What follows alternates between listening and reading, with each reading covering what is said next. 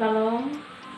Yang terhormat Bapak dosen mata kuliah konsep dasar keperawatan 1, Bapak Joandri Estusi, SK NS MT. Yang kami kasihi dan kami banggakan, teman-teman seperjuangan. Pada kesempatan ini, kami akan menjelaskan secara singkat tentang materi prinsip legal dalam praktik keperawatan. Tapi sebelumnya, perkenalkan, nama saya Jessica Melanie Teo dan teman saya Alexander Ki Ventura. Baik, materi yang akan kami jelaskan yaitu tentang prinsip legal dalam praktik keperawatan. Jika kita bicara mengenai prinsip legal dalam praktik keperawatan, sama halnya juga kita bicara mengenai malpraktik. Kata malpraktik itu sendiri adalah istilah yang umum sifatnya dan tidak selalu berkonotasi yuridis. Secara harfiah, kata mal berarti salah, sedangkan kata praktik berarti suatu pelaksanaan atau tindakan. Jadi dapat diartikan atau disimpulkan bahwa malpraktik yaitu suatu pelaksanaan atau tindakan yang salah. Sedangkan dalam definisi malpraktik, profesi kesehatan adalah kelalaian dari seorang dokter atau perawat dengan ilmu pengetahuan yang dimilikinya dalam mengobati dan merawat pasien. Malpraktik juga dapat diartikan sebagai tidak terpenuhinya hak-hak masyarakat dalam mendapatkan pelayanan yang baik.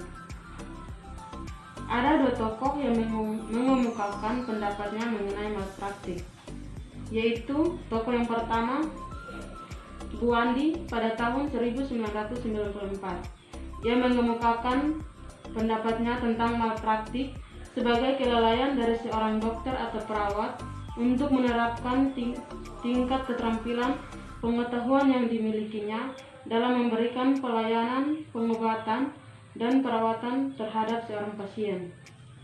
Tokoh yang kedua yaitu Ellis dan Hartley pada tahun 1998. Mereka mengungkapkan bahwa malpraktik merupakan batasan yang spesifik dari kelalaian yang ditujukan pada seseorang yang telah terlatih atau berpendidikan yang menunjukkan kinerjanya sesuai dengan bidang atau tugas.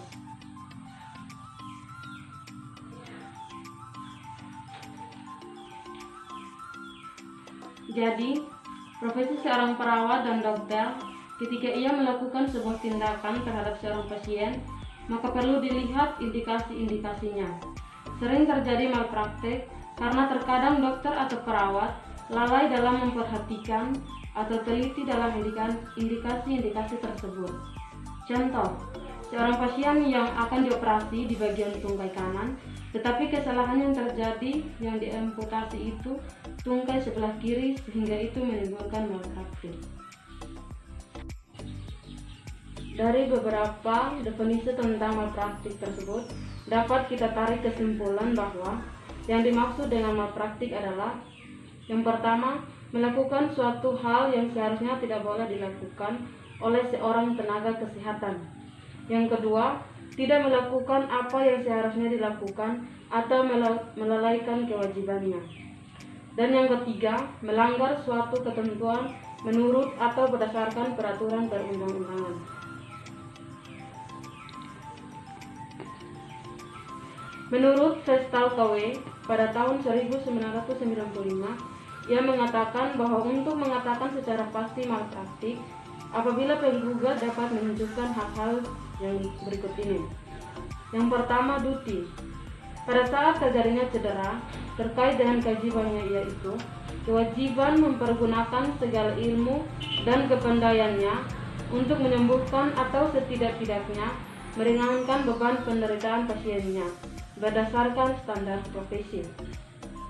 Yang kedua, breach of the duty, yaitu pelanggaran terjadi sehubungan dengan kewajibannya. Artinya, menyimpang dari apa yang seharusnya dilalaikan menurut standar profesinya. Contoh, pelanggaran yang terjadi terhadap pasien antara lain kegagalan dalam memenuhi standar keperawatan yang ditetapkan sebagai kebijakan rumah sakit. Yang berikut, injury, yaitu seseorang mengalami cedera atau kerusakan yang dapat dituntut secara hukum. Misalnya, pasien mengalami cedera sebagai akibat pelanggaran. Kelalaian nyeri, adanya penderitaan atau stres emosi dapat dipertimbangkan sebagai akibat cedera jika terkait dengan cedera fisik. Yang berikut, proximate causes, yaitu pelanggaran terhadap kewajibannya menyebabkan atau dengan cedera yang dialami pasien. Misalnya, cedera yang terjadi secara langsung atau berhubungan dengan pelanggaran kewajiban perawat terhadap pasien. Penjelasan berikutnya akan disampaikan oleh teman saya. Baik, saya akan melanjutkan materinya. Yang berikut, bidang pekerjaan perawat yang berisiko melakukan kesalahan. KV 1991 dalam Tester KW 1995 mengidentifikasi 3 area yang memungkinkan perawat berisiko melakukan kesalahan, yaitu tahap pengkajian keperawatan, assessment error, perencanaan keperawatan, planning error, dan tindakan intervensi keperawatan, intervention error. Untuk lebih jelasnya dapat diuraikan sebagai berikut. Yang pertama, assessment error, termasuk kegagalan mengumpulkan data atau informasi tentang pasien secara adekuat atau kegagalan mengidentifikasi informasi yang diperlukan, seperti data hasil pemeriksaan laboratorium, tanda-tanda vital atau keluhan pasien yang membutuhkan tindakan segera. Kegagalan dalam mengumpulkan data akan berdampak pada ketidaktepatan diagnosis keperawatan dan lebih lanjut akan mengakibatkan kesalahan atau ketidaktepatan dalam tindakan. Untuk menghindari kesalahan ini, perawat seharusnya dapat mengumpulkan data dasar secara komprehensif dan mendasar. Yang berikut, planning error, termasuk hal-hal berikut. Yang pertama, kegagalan mencatat masalah pasien dan kelalaian menuliskannya dalam rencana keperawatan. Yang kedua, kegagalan berkomunikasi secara efektif rencana keperawatan yang telah dibuat, misalnya menggunakan bahasa dengan rencana keperawatan yang tidak memahami perawat lain dengan pasti. Yang ketiga, kegagalan memberikan asuhan keperawatan secara berkelanjutan yang disebabkan kurangnya informasi yang diperoleh dari rencana keperawatan. Yang keempat, kegagalan memberikan instruksi yang dapat dimengerti oleh pasien untuk mencegah kesalahan tersebut. Jangan hanya menggunakan perkiraan dalam membuat rencana keperawatan tanpa mempertimbangkannya dengan baik. Seharusnya dalam penulisan harus memakai pertimbangan yang jelas berdasarkan masalah pasien. Bila dianggap perlu, lakukan medikasi rencana berdasarkan data baru yang terkumpul. Rencana harus realistis berdasarkan standar yang telah ditetapkan, termasuk pertimbangan yang diberikan oleh pasien. Komunikasikan secara jelas, baik secara lisan maupun dengan tulisan. Lakukan tindakan berdasarkan rencana dan tindakan secara hati-hati. Instruksi yang ada setiap pendapat perlu divalidasi dengan teliti. Yang berikut, intervention error, termasuk kegagalan menginterpretasikan dan melaksanakan tindakan kolaborasi. Kegagalan melakukan asuhan keperawatan secara hati-hati, kegagalan mengikuti atau mencatat order atau pesan dari dokter atau dari penyedia. Kesalahan pada tindakan keperawatan yang sering terjadi adalah kesalahan dalam membaca pesan atau order, mengidentifikasi pasien sebelum dilakukan tindakan atau prosedur, memberikan obat dan terapi pembatasan. Dari seluruh kegiatan ini, yang paling berbahaya tampaknya pada tindakan pemberian obat. Oleh karena itu, perlu adanya komunikasi yang baik di antara anggota tim kesehatan maupun terhadap pasien dan keluarganya. Untuk menghindari kesalahan ini, sebaiknya rumah sakit tetap melaksanakan program pendidikan berkelanjutan. Yang berikut, untuk malpraktek hukum atau judicial malpraktik dibagi menjadi 3 kategori sesuai bidang hukum yang dilanggar, yaitu yang pertama, criminal malpractice. Perbuatan seseorang dapat dimasukkan dalam kategori kriminal malpraktis manakala perbuatan tersebut memenuhi rumusan delik pidana, yaitu 1. Perbuatan tersebut merupakan perbuatan tercela. 2. Dilakukan dengan sikap batin yang salah yang berupa kesengajaan, misalnya melakukan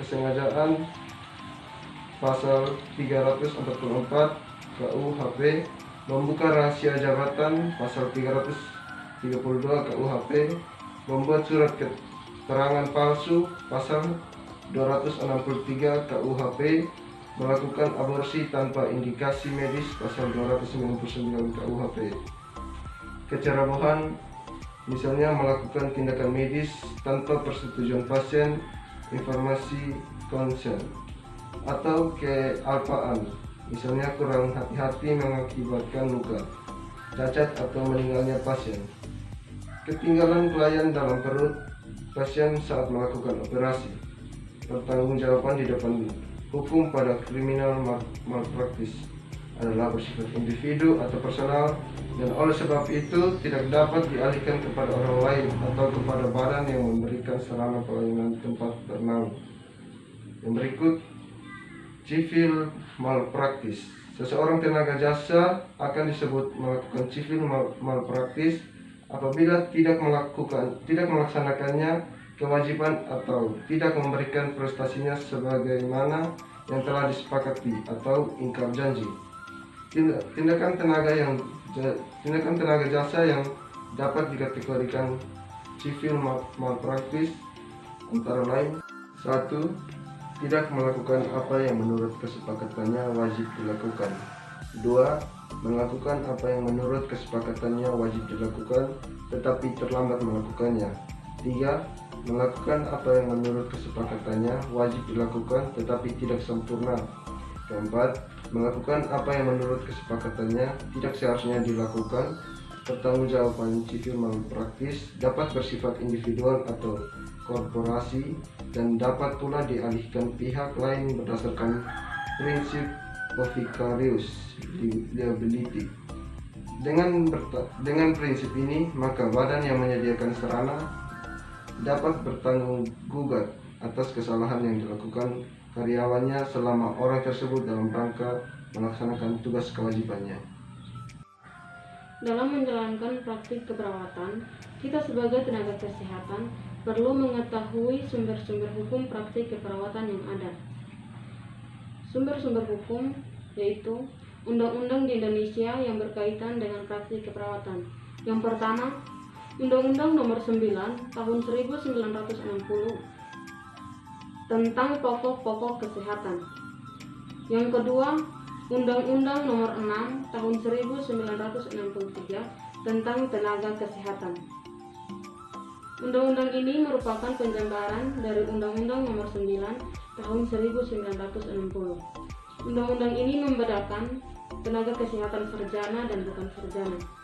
Tenaga sarjana meliputi dokter gigi, dan apoteker. Tenaga perawat dengan pendidikan rendah termasuk bidan dan asisten farmasi di mana dalam menjalankan tugas di bawah pengawasan dokter gigi, dan apoteker.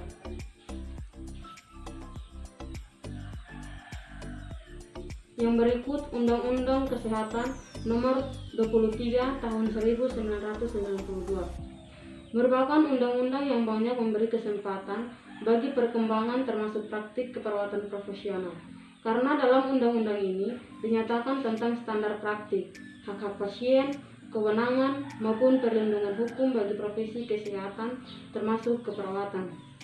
Beberapa pernyataan Undang-Undang Kesehatan Nomor 23 Tahun 1992 yang dapat dipakai sebagai acuan pembuatan Undang-Undang Praktik Keperawatan adalah: yang pertama, Pasal 53 Ayat 4 menyebutkan bahwa ketentuan mengenai standar profesi dan hak-hak pasien ditetapkan dengan peraturan pemerintah.